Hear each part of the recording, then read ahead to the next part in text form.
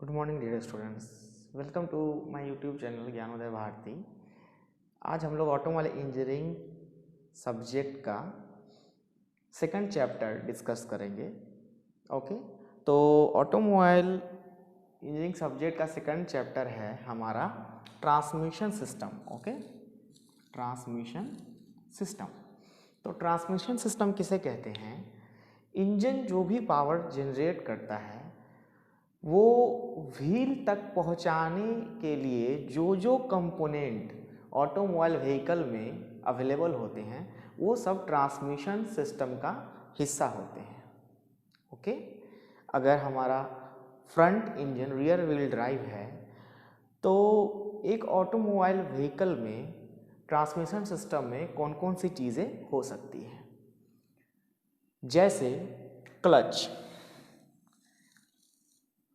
Clutch जो है हमारे ट्रांसमिशन सिस्टम का एक बहुत ही इम्पॉर्टेंट पार्ट है। ओके, हम लोग इंजन से पावर व्हील में भेजने का और उसे जो पावर जा रहा है उसे रोकने का काम क्लच के द्वारा करते हैं। क्लच के होने से हमें दो तीन एडवांटेज मिलते हैं।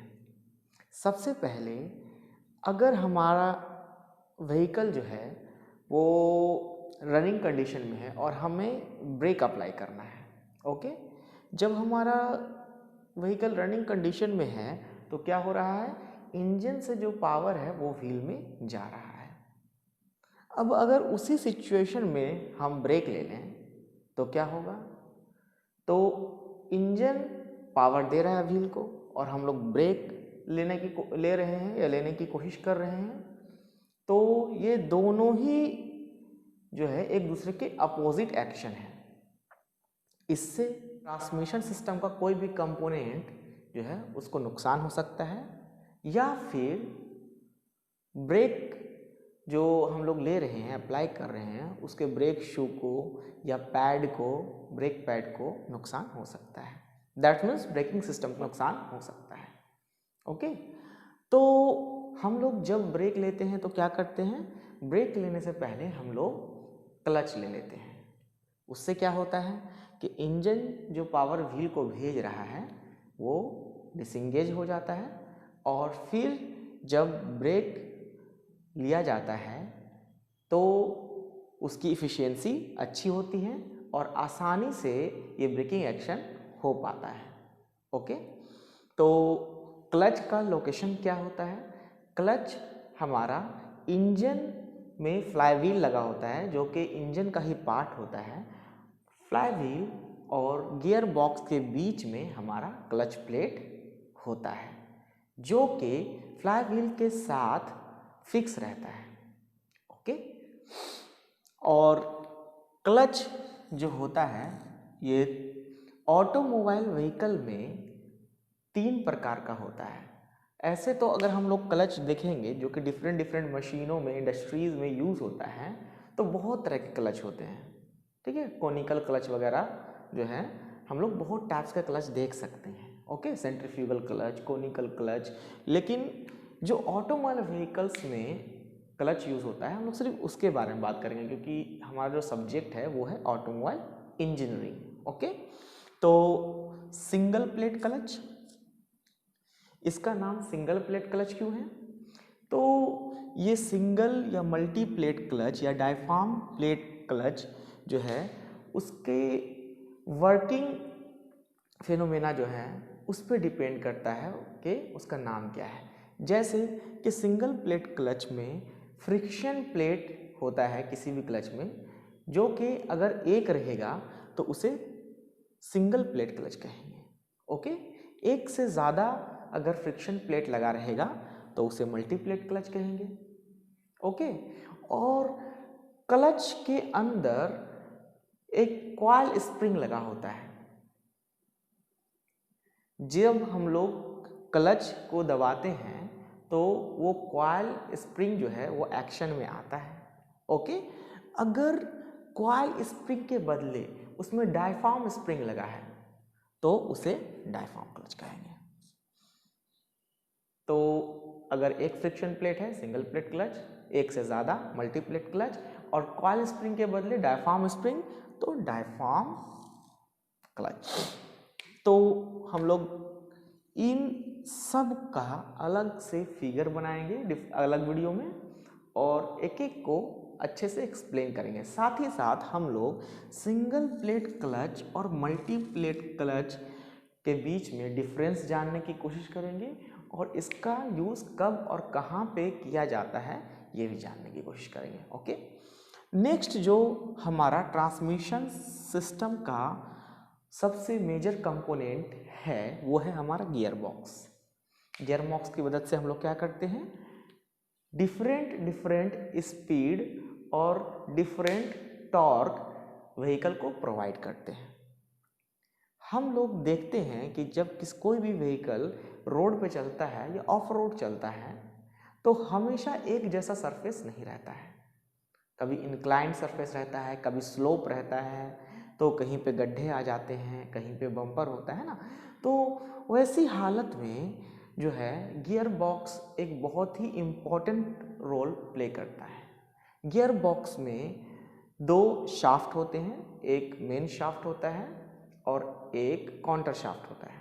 ठीक है, उसको हम लोग मेन शाफ्ट को ड्राइवर शाफ्ट भी कह सकते हैं, काउंटर शाफ्ट को ड्रिवन शाफ्ट भी कह सकते हैं। और इन दोनों ही शाफ्ट पे गियर्स लगे होते हैं। ओके, अब अगर स्लाइडिंग मेश गियर बॉक्स होगा तो स्पर गियर लगे रहते हैं, और कांस्टेंट मेश गियर बॉक्स होगा या सिंक्रो मेश गियर बॉक्स होगा तो हमारे हेलिकल गियर लगे रहते हैं। ओके, अब स्पर गियर क्यों लगे रहते हैं, हेलिकल गियर क्यों लगे रहते हैं, जब हम लोग इसका फिगर बनाएंगे और इसको एक्सप्लेन करेंगे इसकी वर्किंग को, तो हम उसको समझने की कोशिश करेंगे।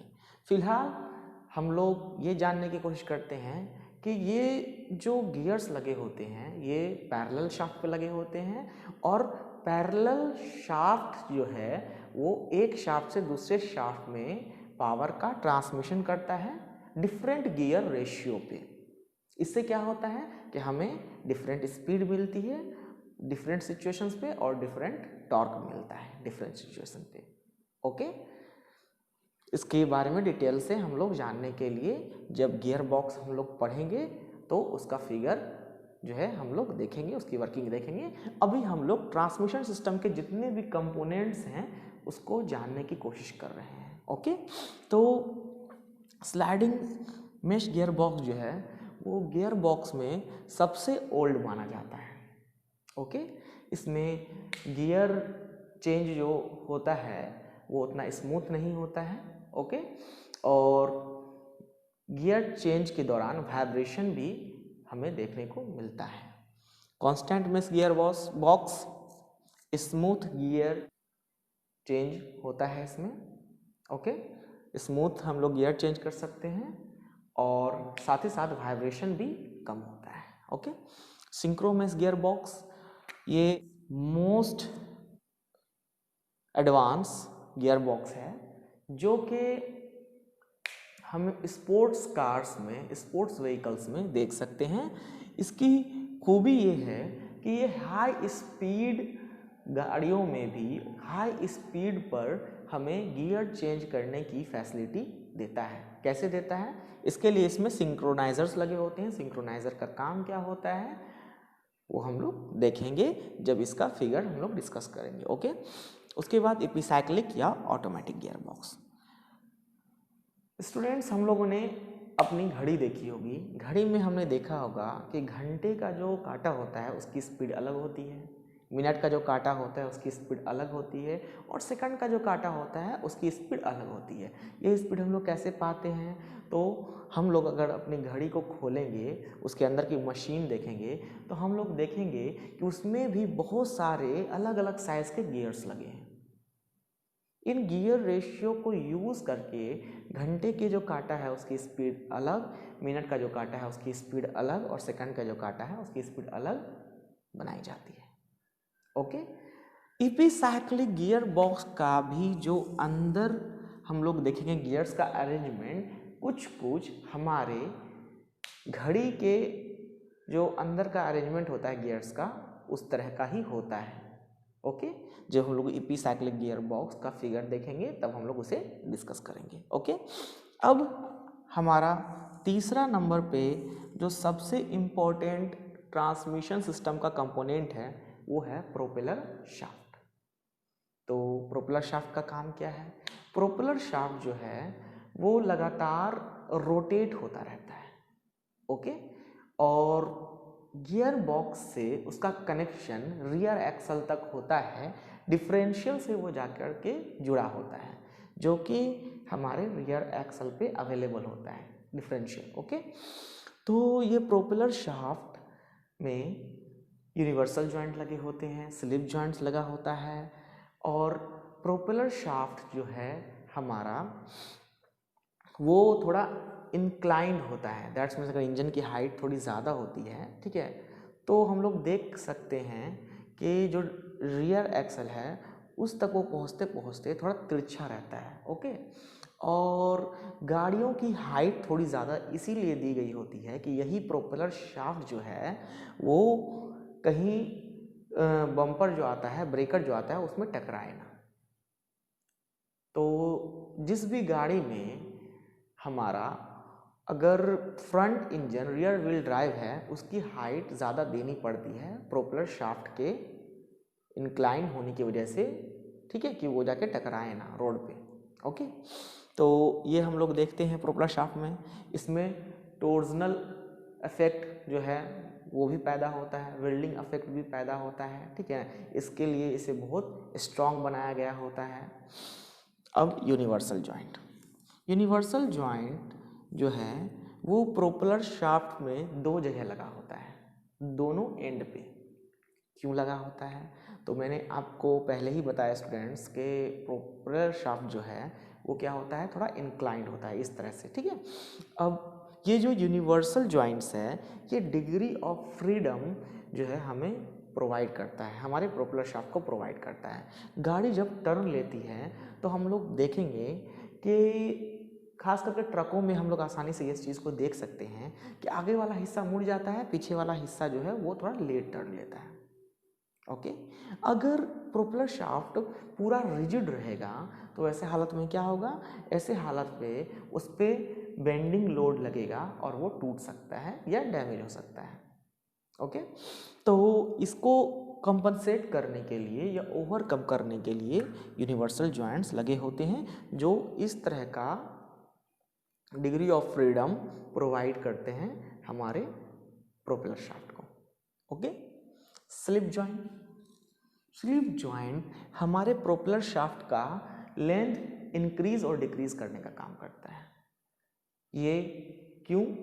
तो ये इसलिए क्योंकि अगर आगे वाला चक्का डिफरेंट हाइट पे है, पीछे वाला चक्का डिफरेंट हाइट पे है, ऐसे में प्रोपेलर शाफ्ट की लेंथ जो है वो चेंज होती है।